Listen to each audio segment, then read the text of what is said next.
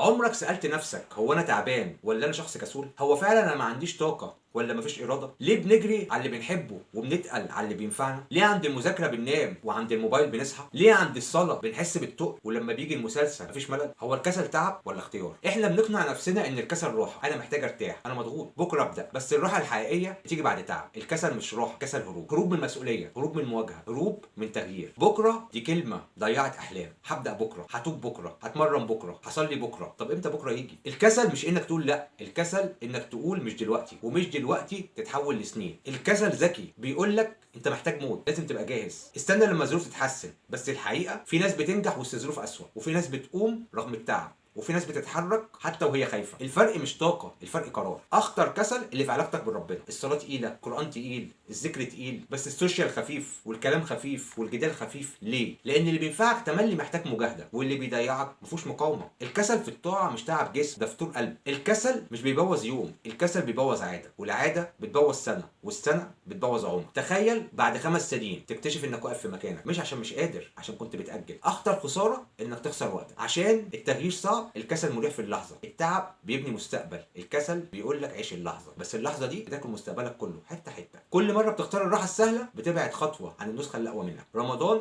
مدرسة إرادة. لو قدرت تمنع نفسك عن الأكل والشرب ساعات طويلة يبقى عندك قوة، يبقى مشكلتك مش ضعف، مشكلتك اختيار. رمضان بيقول لك لو قدرت تمسك نفسك في الأساسيات تقدر تمسكها في الباقي. الكسل مش قدر، الكسل عادة، والعادة بتتغير بقرار صغير بس يتكرر. الكسل مش صوت عالي، مش فضيحة، مش معصية واضحة. الكسل تسويف، كسل تأجيل، الكسل بعد شويه، بس بعد شويه دي ممكن تبقى بعد فوات الاوان. السؤال مش ليه ما بداتش، السؤال هتفضل مستني ايه. في يوم هتتمنى فرصه، هتتمنى صحه، هتتمنى وقت، هتتمنى طاقه، وساعتها مش هينفع تقول بكره. الكسل سرق منك كتير بس لسه قدامك النهارده. انا نادر، وفي الفيديو ده انا مش جاي اقول لك ان احنا ضعاف، لكن جاي عشان نفكر مع بعض ونقول لبعض ان احنا ممكن نبقى اقوى. ولو الكسل كان ماسكك الفتره دي حاول تفوق، واكتب لي في الكومنت هبدا النهارده. ويا ريت تشارك الفيديو مع اي حد حاسس انه كسلان، يمكن يكون الفيديو ده سبب انه يفوقه من الكسل اللي هو فيه.